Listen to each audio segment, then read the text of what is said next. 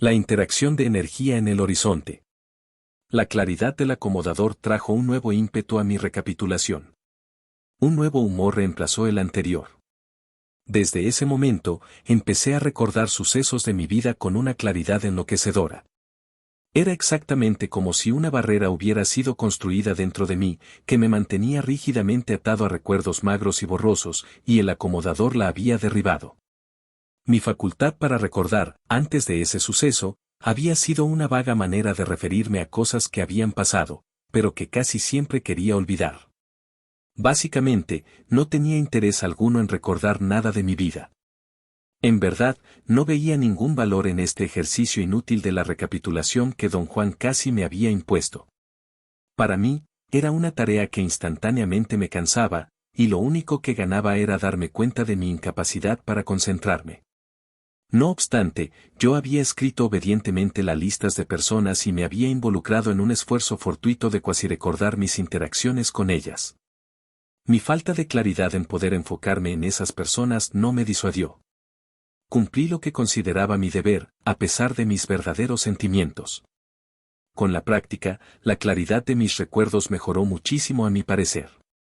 Podía, por así decirlo, descender sobre ciertos sucesos claves con cierta agudeza a la vez pavorosa y gratificante. Sin embargo, después de que don Juan me presentó con la idea del acomodador, el poder de mis recuerdos se convirtió en algo que no tenía nombre. El seguir mi lista de personas hizo que la recapitulación fuera muy formal y exigente, tal como lo quería don Juan. Pero de vez en cuando, algo en mí se soltaba, algo exigía que me enfocara en sucesos que no tenían nada que ver con mi lista, sucesos cuya claridad era tan enloquecedora que terminaba atrapado y sumergido en ellos, quizá más intensamente que durante la experiencia misma. Cada vez que recapitulaba de esa manera, tenía un grado de desapego que me permitía ver cosas que había descuidado cuando realmente había estado de lleno en ellas. La primera vez que el recuerdo de un suceso me sacudió hasta los cimientos fue después de haber dado una conferencia en una universidad de Oregón. Los estudiantes encargados de organizar la conferencia me llevaron a mí y a otro antropólogo amigo mío a una casa a pasar la noche. Iba a hospedarme en un motel, pero insistieron en llevarnos a la casa para nuestra mayor comodidad. Dijeron que estaba en el campo y que no había ruidos, el lugar más tranquilo del mundo, sin teléfonos y sin posibilidad de contactos con el mundo exterior. Yo, como el tonto que era, acepté ir con ellos. Don Juan no solo me había advertido ser siempre un ave solitaria, sino que había exigido que observara su recomendación, algo que yo hacía la mayoría de las veces, aunque en ocasiones la criatura gregaria que había en mí me dominaba. El comité nos llevó a la casa de un profesor que estaba en sabático y que quedaba bastante lejos de la ciudad de Portland. Muy rápidamente, encendieron las luces por dentro y por fuera de la casa, que de hecho estaba sobre una colina rodeada de faros. Encendidas las luces, la casa debe haber sido visible a una distancia de 10 kilómetros. El comité se fue tan rápido como pudo, algo que me sorprendió porque pensaba que se quedarían a conversar. La casa era de madera, en forma de A, pequeña, pero muy bien construida. Tenía una sala enorme y un entrepiso encima donde estaba el dormitorio.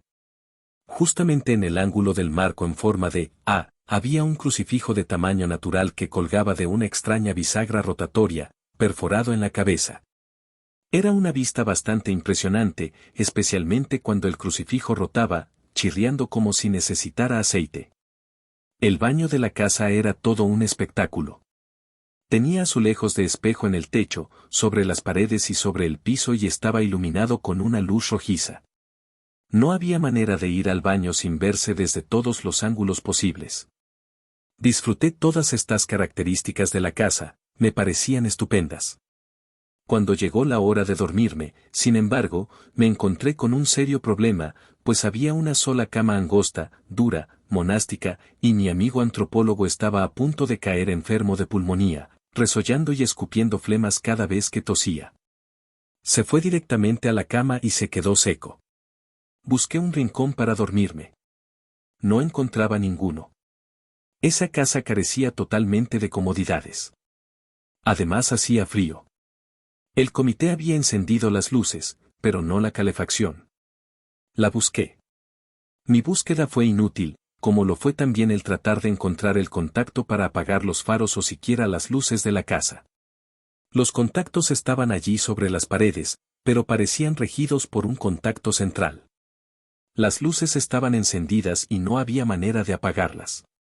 El único rincón que encontré para dormir fue sobre un tapete delgado, y la única cobija que había era la piel curtida de un gigantesco perro lanudo francés. Evidentemente, había sido la mascota de la casa y lo habían preservado. Tenía brillantes ojos negros y le colgaba la lengua del hocico abierto. Puse la cabeza del perro sobre mis piernas. Me tenía que tapar con la parte trasera, que me daba al cuello.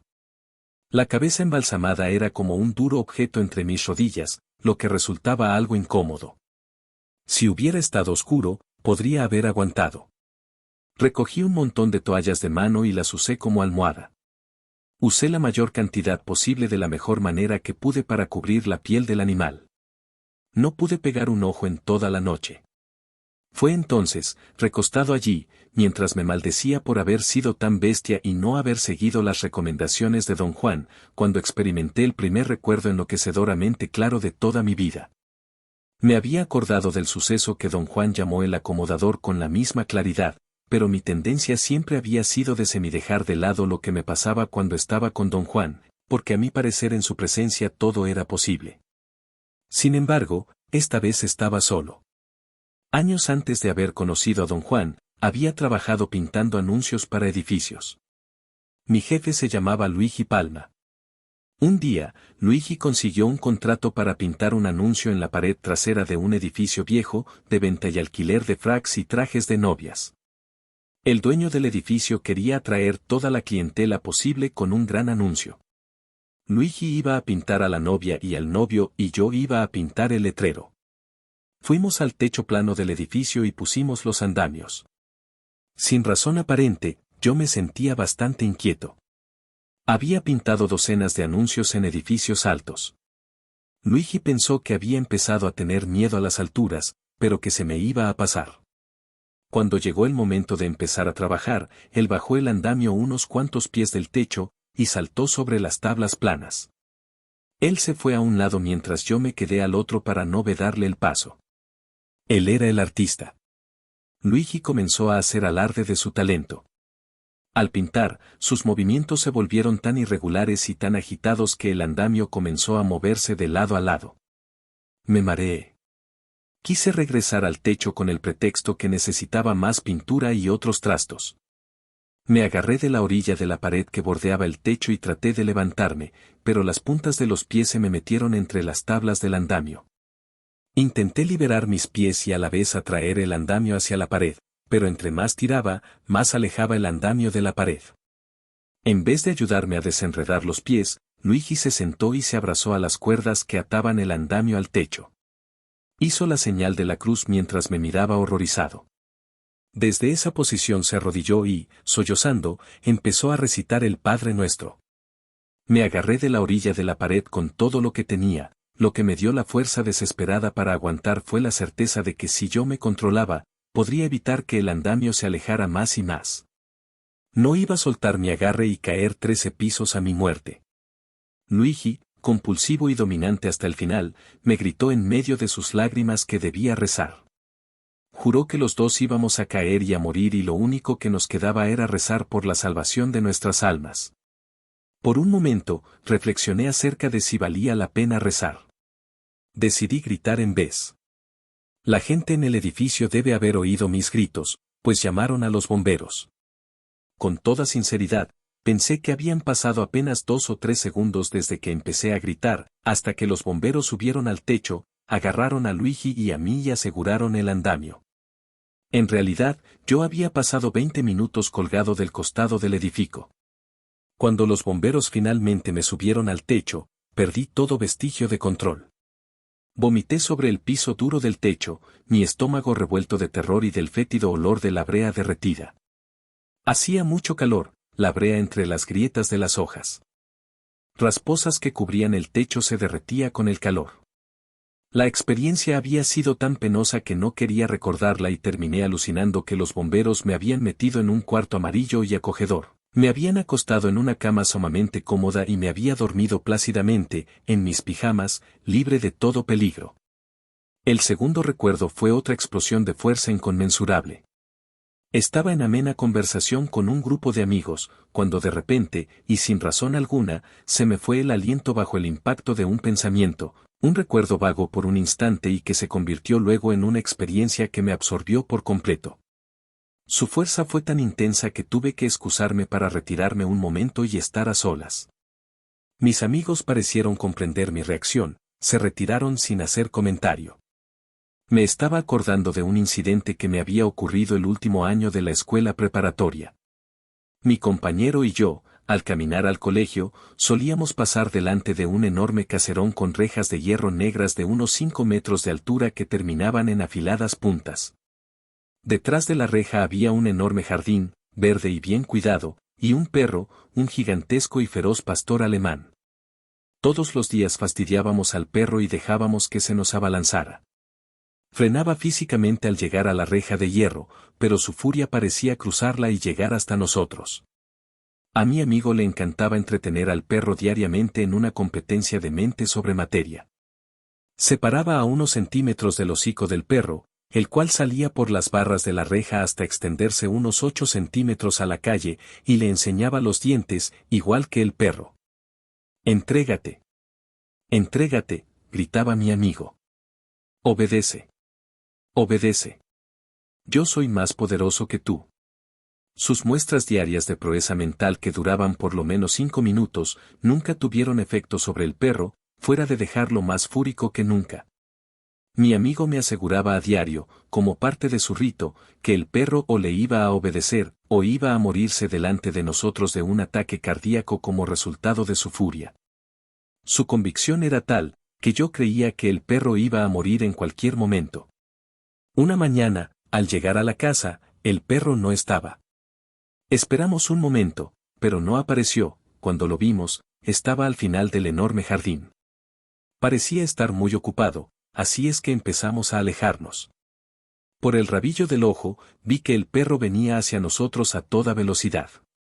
A una distancia de 4 o 5 metros de la reja, dio un salto. Estaba segurísimo de que se iba a desgarrar la panza con las puntas de la reja. Pero las evitó apenas y cayó en la calle como un costal de papas. Por un momento, pensé que estaba muerto, pero solo estaba atontado. De pronto se levantó, y en vez de correr detrás del que lo había enfurecido, vino tras de mí. Salté al techo de un auto, pero el auto no era nada para ese perro. Saltó y casi se abalanzó encima de mí. Bajé y me trepé al primer árbol que estaba a mi alcance, un arbolito tierno que apenas soportaba mi peso. Estaba seguro de que lo iba a quebrar, de que caería y moriría descuartizado en los dientes del perro. Estaba casi fuera de su alcance en el árbol. Pero saltó otra vez, agarrándome del pantalón y rasgándola. Hasta llegó a sacarme sangre en las nalgas con los dientes. Pero al ver que estaba yo fuera de su alcance encima del árbol, se fue. Corrió calle arriba, quizás en busca de mi amigo. En el colegio, la enfermera me dijo que tenía que pedirle un certificado de vacuna contra la rabia al dueño del perro. «Tienes que investigar esto», me dijo en tono severo.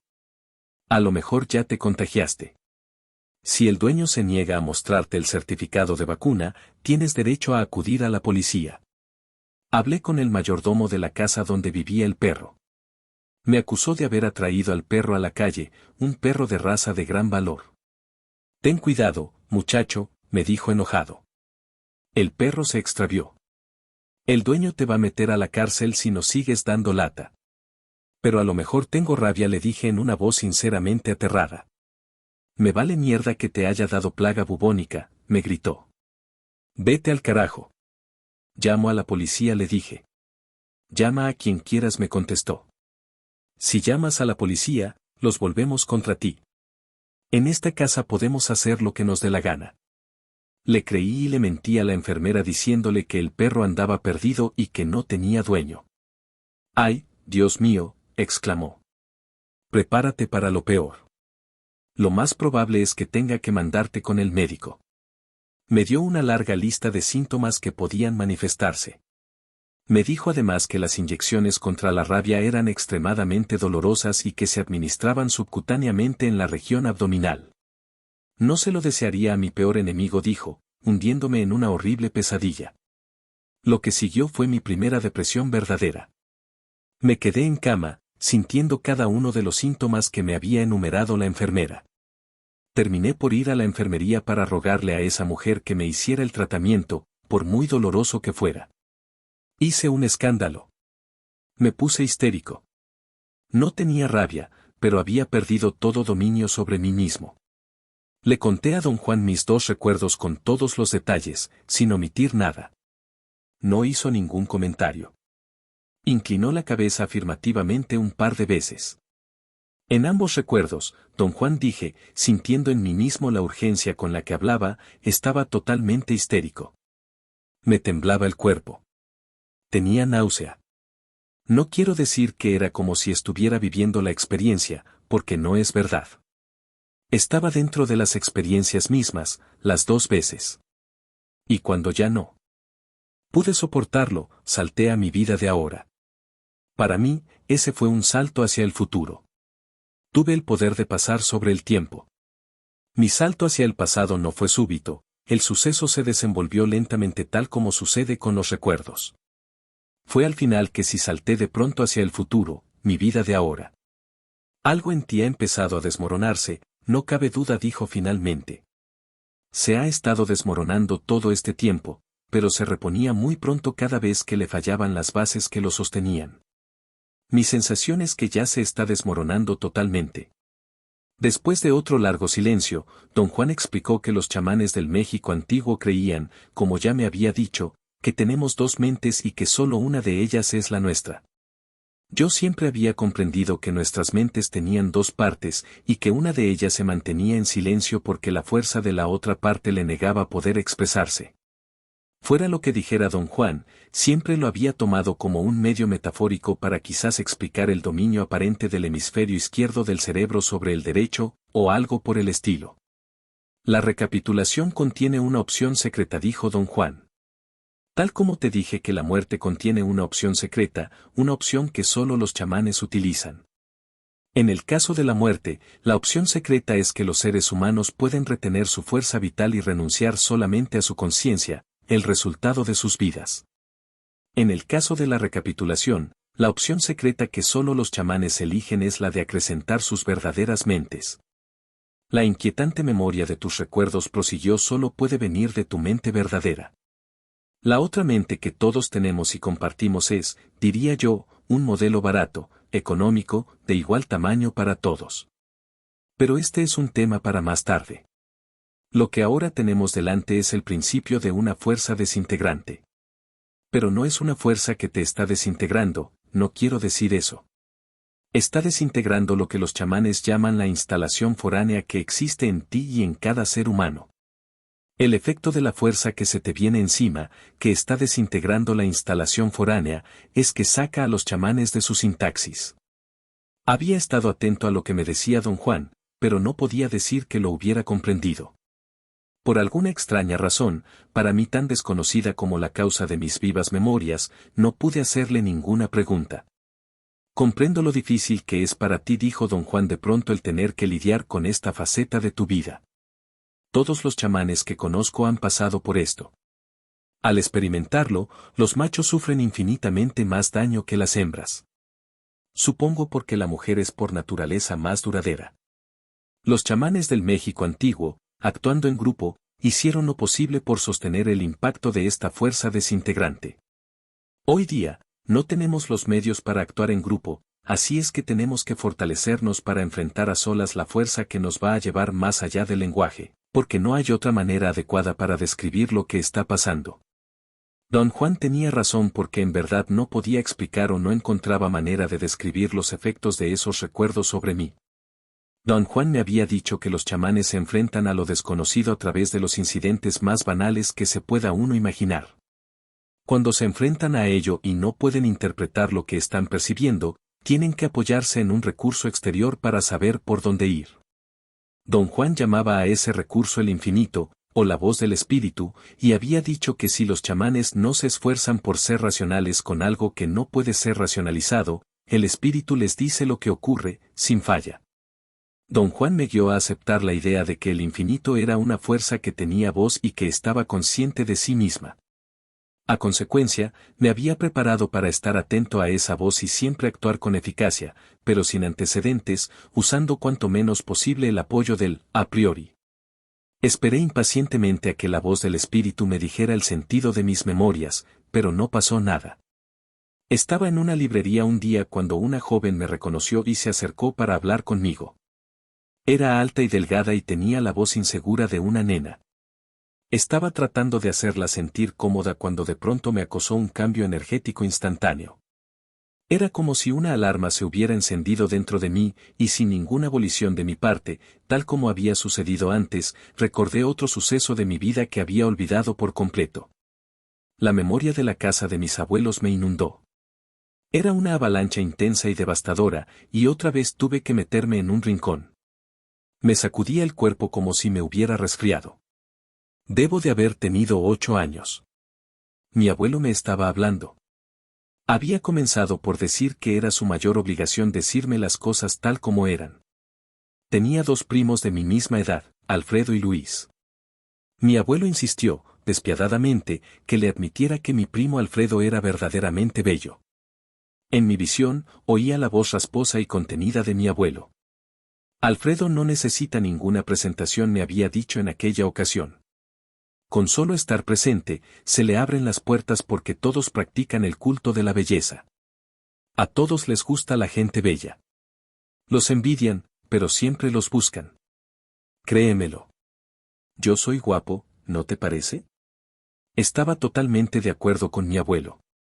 Era ciertamente un hombre guapo, de huesos finos, de alegres ojos azules, de facciones exquisitas y de pómulos elegantes. Todo en su semblante estaba en perfecto equilibrio, su nariz, su boca, sus ojos, su mentón puntiagudo. Tenía pelo rubio que le salía por las orejas, característica que le daba un aire de duende. Sabía todo acerca de sí mismo y explotaba sus dotes al máximo. Las mujeres lo adoraban, primero, según él, por su belleza, y segundo, porque no lo veían como una amenaza. Desde luego, él se aprovechaba de todo esto al máximo.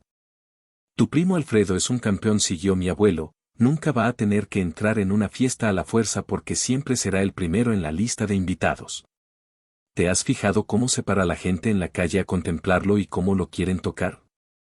Es tan bello que temo que va a salir un idiota, pero eso es otra historia. Diremos que es el idiota más bienvenido que has conocido. Mi abuelo comparó a mi primo Luis con Alfredo. Dijo que Luis era feíto y un poco tonto, pero que tenía un corazón de oro. Y luego empezó conmigo. Si vamos a seguir con nuestra explicación, continuó, tienes que admitir con toda sinceridad que Alfredo es bello y Luis es bueno.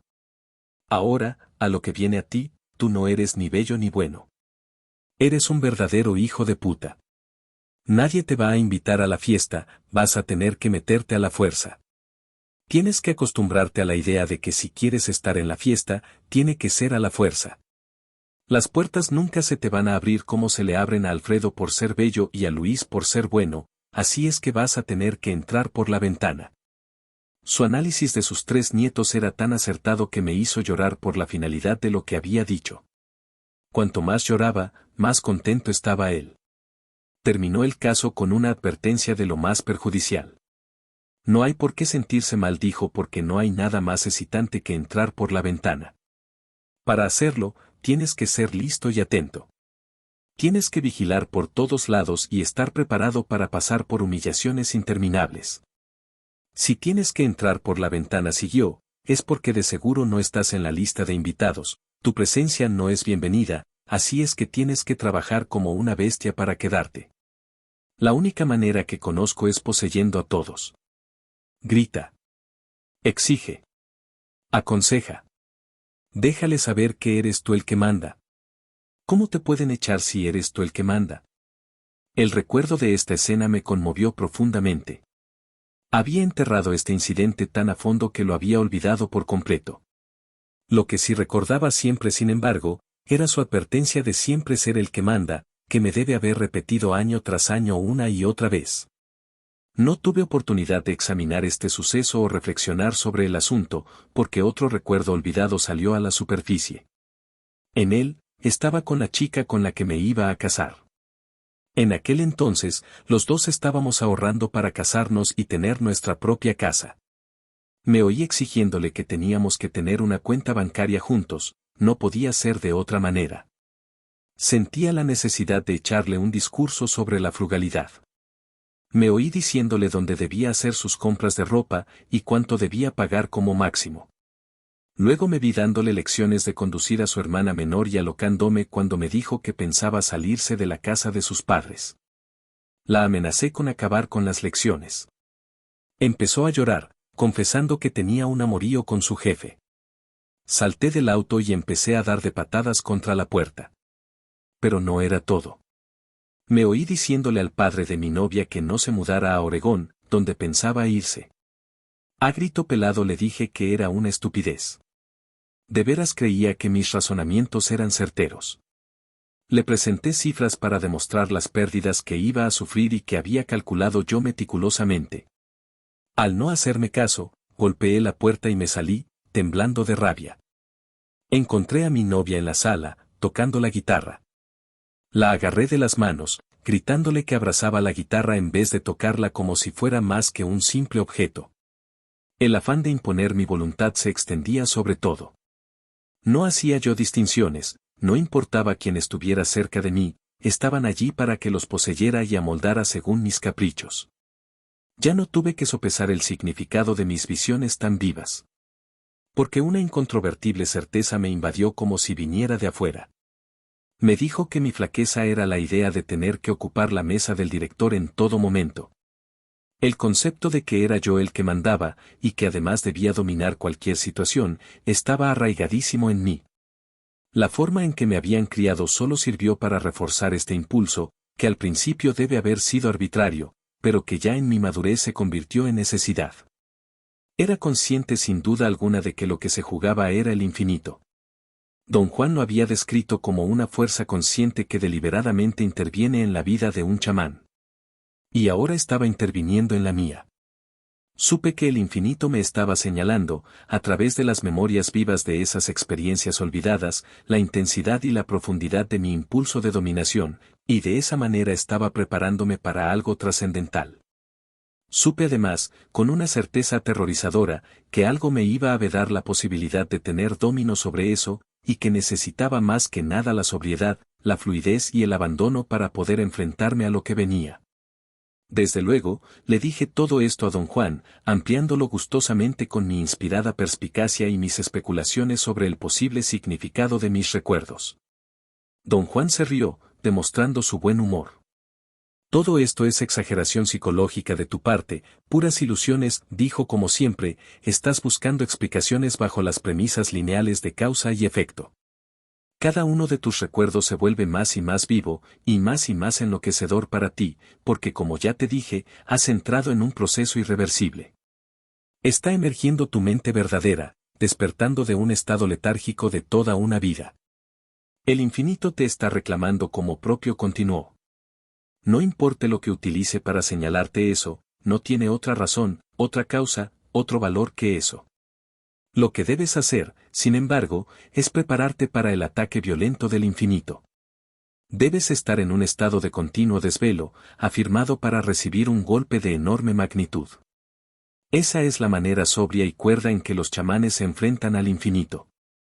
Las palabras de don Juan me dejaron con un sabor amargo en la boca. En verdad, sentía que esa fuerza venía sobre mí y me llenaba de temor. Como había pasado mi vida entera escondido detrás de alguna actividad superflua, me hundí en mi trabajo. Presenté conferencias en los cursos que dictaban mis amigos en varias universidades por el sur de California. Escribí prolíficamente. Puedo afirmar que tiré docenas de manuscritos a la basura porque no cumplían con un requisito indispensable que me había descrito don Juan, que lo hacía aceptable para el infinito. Me había dicho que todo lo que hacía tenía que ser un acto de brujería. Un acto libre de expectativas intrusas, temores al rechazo, ilusiones de éxito. Libre del culto del yo, todo lo que hacía tenía que ser al momento, un acto de magia en que me abría libremente a los impulsos del infinito. Una noche, me encontraba sentado en mi escritorio preparándome para escribir, como lo hacía a diario. Sentí de pronto un vahido. Pensé que acaso me sentía mareado porque me había levantado demasiado pronto del colchón donde hacía mis ejercicios. Se me nubló la vista. Vi puntitos amarillos. Creí que me iba a desmayar. Empeoré. Había una enorme mancha roja delante de mí. Empecé a respirar profundamente, tratando de tranquilizar la agitación que causaba la distorsión visual. Entré en un silencio extraordinario a tal extremo, que me sentí rodeado de una negrura impenetrable. Me vino la idea de que me había desmayado. Pero podía sentir la silla, el escritorio, tenía conciencia de todo a mi alrededor, desde la negrura que me rodeaba. Don Juan había dicho que los chamanes de su linaje consideraban que uno de los resultados más codiciados del silencio interno era una interacción específica de energía que siempre se anuncia con una profunda emoción. Él sentía que mis recuerdos eran medios para agitarme al extremo de poder experimentar esa interacción. Tal interacción se manifestaba a través de matices que se proyectaban en el horizonte del mundo de la vida cotidiana, fuera una montaña, el cielo, una muralla, o simplemente la palma de la mano. Me había explicado que esta interacción empieza con la apariencia de una tenue pincelada color lavanda sobre el horizonte.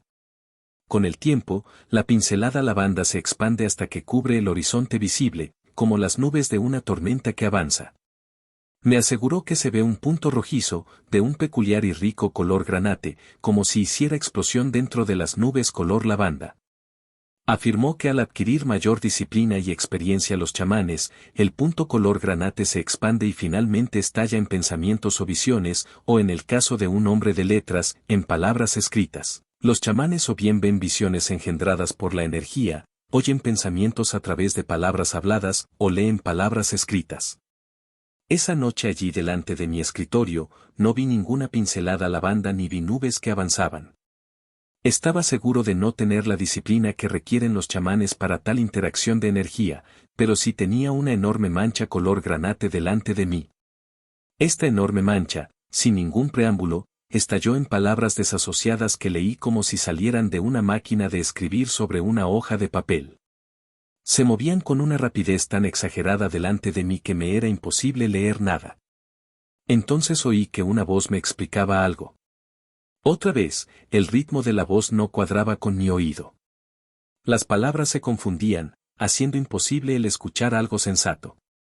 Como si no bastara, empecé a ver escenas de esas provocadas por el hígado, como las que se sueñan después de haber comido muy pesado. Eran barrocas, oscuras, siniestras. Empecé a girar hasta que me dio náusea. Allí terminó todo. Sentía el efecto de todo lo que me había pasado en cada músculo de mi cuerpo. Estaba rendido. Esta intervención violenta me había dejado frustrado y colérico. Fui corriendo a casa de don Juan para contarle lo sucedido. Sentía que necesitaba de su ayuda más que nunca. La brujería y los chamanes no son gentiles, comentó don Juan después de oír mi relato. Esta es la primera vez que desciende el infinito sobre ti de tal manera. Fue como un asalto. Fue una toma de posesión total de tus facultades. Con respecto a la velocidad de tus visiones, tú mismo tendrás que ajustarla. Para algunos chamanes, es trabajo de toda una vida. Desde ahora en adelante, la energía va a aparecer delante de ti, como si estuviera proyectada sobre una pantalla de cine. Que entiendas o no la proyección siguió, es otra cosa. Para interpretarla con precisión, necesitarás experiencia. Mi recomendación es que no seas tímido y que empieces ahora mismo. Lee la energía sobre la pared. Está emergiendo tu verdadera mente y no tiene nada que ver con la mente que es una instalación foránea. Deja que tu mente verdadera se ajuste a la velocidad.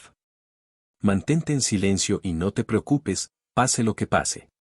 Pero, don Juan, ¿es posible todo esto?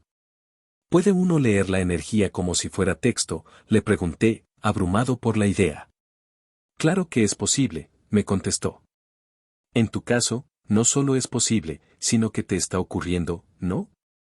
Pero, ¿por qué leerla como si fuera texto?, insistí, aunque era una insistencia retórica. Esa afectación de tu parte me dijo. Si leyeras el texto, lo podrías repetir a la letra. Pero, si trataras de ser un espectador del infinito en vez de un lector del infinito, te darías cuenta de que no podrías describir lo que estás mirando y terminarías diciendo babosadas, incapaz de verbalizar lo que atestiguas. Lo mismo si trataras de oírlo. Esto, desde luego, es específicamente para ti. De todos modos, el infinito escoge. El guerrero viajero simplemente cede a su selección. Pero ante todo añadió después de una pausa premeditada, no te abrumes por el suceso porque no puedes describirlo. Es un suceso más allá de la sintaxis de nuestro lenguaje.